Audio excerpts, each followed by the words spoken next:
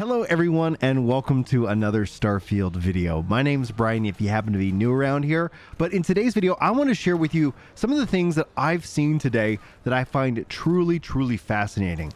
This video is going to be structured where we're going to really talk a lot about the positive stuff, but to the cynics out there, I don't want to neglect you. I think there's an important part, especially when it comes to games, to be a little bit skeptical. So we'll talk a little bit about the negative, but that's going to be saved more towards the end of the video. So for those who don't want kind of a mix of positive and negative, we're going to just, front load it with positives today, and then we're going to kind of take a real hard pivot, and we're going to talk about some serious stuff and some things to be, considering. So you guys can let me know if you like the format of this video. Also, before we dive in, huge thank you and welcome to the 887 of y'all who've hit that subscribe button. It's absolutely absurd, and honestly, I'm very humbled that you guys are taking a chance on my content. So welcome back, welcome in, and welcome to the channel.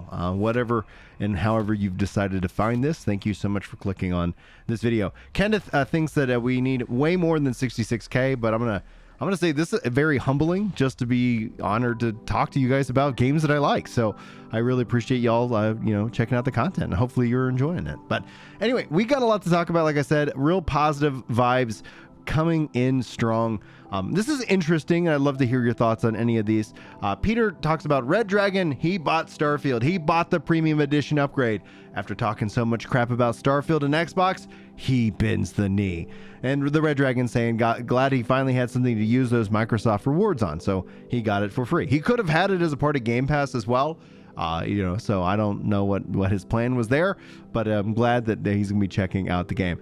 That's to answer this thumbnail that you guys have seen. This is the true power of what Starfield is. I think everybody really wants to see this game. Now, for right or wrong, good or bad, we're going to end up seeing so many different kind of approaches that people are going to take to the reviews. I think you're going to have, when you look at the console wars, you're going to have Team Sony, like the diehard ponies, which we feature a couple ponies here at the end of this video. You're going to see them looking for anything to kind of just kind of stick it to somebody who's having a good fun time. If Starfield delivers on what they're trying to do, and I've got some really exciting things that I've seen online that we'll talk about here in a second, I think that people are going to be too busy to care about people talking crap. At the end of the day, I don't care if you like Xbox or you like Sony or whoever you like. I just want you to have fun with your games. That's hopefully the point. And I think people do treat social media in this all in that kind of same vein. But moving on, Starfield Beyond, talking about news here, says Bethesda Studios has actually a dedicated team for the Starfield mod support, a testament to their commitment and continued support for the modding community. Historically, people look at the Bethesda games and say, just wait till the modding community gets their hands on with it, and then they can go nuts and have fun. And I, for one, am very excited to see what the modding community does with Starfield. And the fact that they have a dedicated mods team, as you can see here in the image, I think is truly something to be excited about. Let me know if that gets you excited. I cannot wait to see how insane this is going to be from the mods team. The mods out there, the things that I've seen, like if you ever watched Doug here on YouTube, that makes me want to do that kind of stuff, just like insanity. And as the developer myself, honestly, we will see if I can ever find enough time. Would love to see what is capable, what we can do. And I'm excited that there's going to be a mods team for this game. Now, here's where things get interesting. If we take this, again, it's okay to be a cynic. You can be a hopeful cynic. These things are good for you, good and healthy in this case. JS, aka the Outcut. Oh, jeez Louise, I just bombed on trying to read that word. Tyler McVicker says he's from Valve News Network, who's reviewing Starfield, says 15 hours in, no bugs. And let's go ahead and actually just pull up the full conversation. This looks like it obviously was posted over in Discord. I'm sharing it because it was shared publicly. If this was shared privately with me through DMs, I keep all DM conversations absolutely private unless you give me permission to share an image or something like that you're sending me. But Tyler says it's mind-blowing how good the game looks for it being on the Creation Engine. Also, 15 hours in and not a single bug. And then it follows Shrimp as a bug though. And then Sleegan says, wait, really? Because I take what you say very seriously. I wasn't expecting such high praises about the graphics.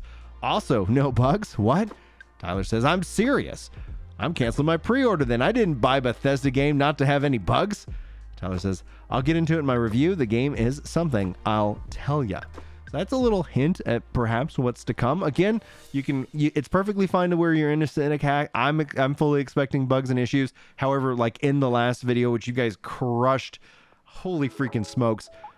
Like, I think it's at 1,200 likes. Last I even looked. I can't even keep up with it anymore, so thank you guys so much for that. In fact, if you're enjoying this video, again, I think a tumble 200 is perhaps the best way to go about it. Thank you guys so much for the support on the content. I hope you continue to enjoy it. So that's kind of where we're wrapping up with the positive. And now we're going to take a train into kind of the serious and a little bit of conversation. Today's community comment, I think this was interesting, and I thought I'd bring it up for you guys because it's important. I believe in transparency, because if anything I say or believe offends you, there's the unsubscribe button. Like, go find things that you enjoy. Don't feel like you have to be here and that you're going to change me. But no hate towards anybody who agrees with what I'm about to share. No hate at all. Love them. Love yourself. Love each other. I think that's the important thing. It says, why do you have to bring politics to your channel? You are from the United States. An ambulance bill or a doctor's visit can make you go bankrupt. Greetings from Europe. From the continent of communism, I guess. I hope that your family does not have to pay such bills, and I hope that your children do not have to take too much debt. All the best from you from Finland. And then he says, your Starfield videos are great, and you can please stop talking about politics. So for the record, just so you guys know, I pay more for my health insurance and health care for the whole family than we do for food. Like, health insurance is a real problem, but it's not an easy problem, and we're not going to fix it here on this video, nor we will. But just note, like, I feel like it. However, Marxism isn't actually a political or even an economic thing. That's the lie. That's where a lot of people who are casually like, what is this thing over here? Don't know. Marxism truly is a religion. It was designed to be one, and that's essentially kind of what you see and face today. So I didn't bring politics to the channel. I brought religion, but I'll bring whatever I want to the channel. And again, you don't have to watch or listen, and that's perfectly fine, but I'm not going to try to be something I'm not. And I'm not going to try, like, I respect you guys too much to sit here and try to like bend the knee just to try and keep a high number, next to my name. And that's an important thing. Same thing with gaming. I literally have the best track record of getting people to unsub from my channel because I won't lie to them. I don't pull my punches. And I talk about things like that I actually like and I enjoy. And there's a huge freedom I have because I get to be me, and I get to just share that with you guys. So just note, I didn't bring politics. I brought religion. Probably way worse. But just that's how I view it. People kind of get confused, though. And if you want to open up the rabbit hole and really just go nuts after this video, you should look up woke is Marxism. Like, that is essentially like what woke is. It actually is Marxism in disguise, or it's a variant of that. So that's essentially where we are. So hopefully you guys enjoyed that. Let's get to the trolls, shall we? Now, I called J-Dub out on Twitter as a coward, and not that I hate him or hate anybody for that matter, but I'm just calling, I'm calling a duck, in this case. So J-Dub is out there trolling hard. Now, maybe some of this information is true. So let's go. I feel like we at least owe it to cover it, but I wanted to be direct and honest with you. I've stated that. So if you're like, oh, Brian's such a nice guy, like, I believe in tough love. J-Dub was talking crap about me and didn't have the courtesy to tag or actually reference any of the information. So I find that act cowardly. And so that's what I'm gonna call somebody a coward. So if you act like a coward, I'll call you a coward. It's not out of hate in any kind of sense of the heart. It's literally out of love. It's a tough love. Like, dude, step up, man. If you're gonna talk crap about me, you can tag me. I'm a big boy, right? Like, I've been sharing my weight loss journey with y'all in some of the videos.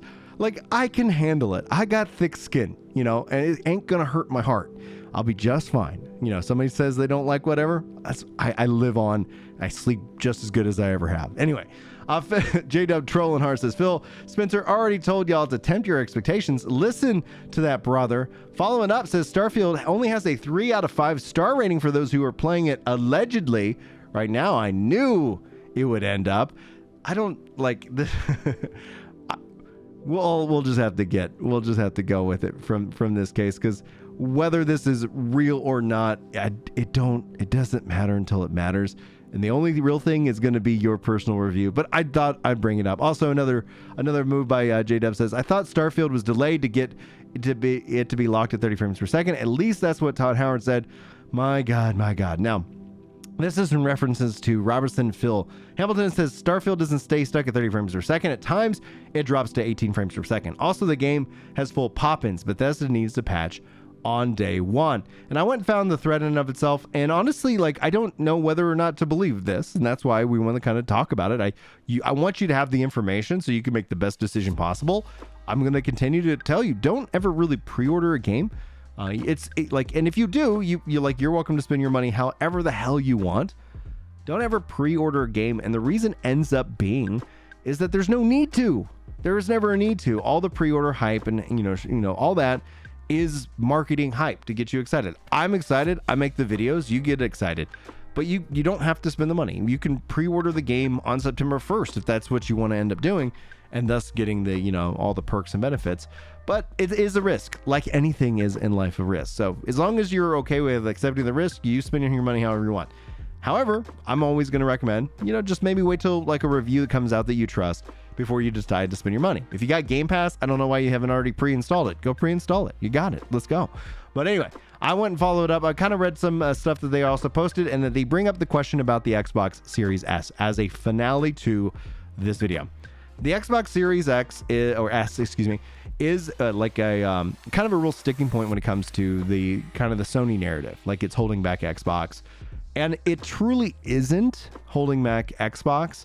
However, there will be a lot of analysis on the Xbox Series S. If this game runs poorly on the Xbox Series S, I probably will start to change my mind and start to question what is going on. Because from an architecture, standpoint, the Series S and the Series X are a part of what I would classify as the same architecture.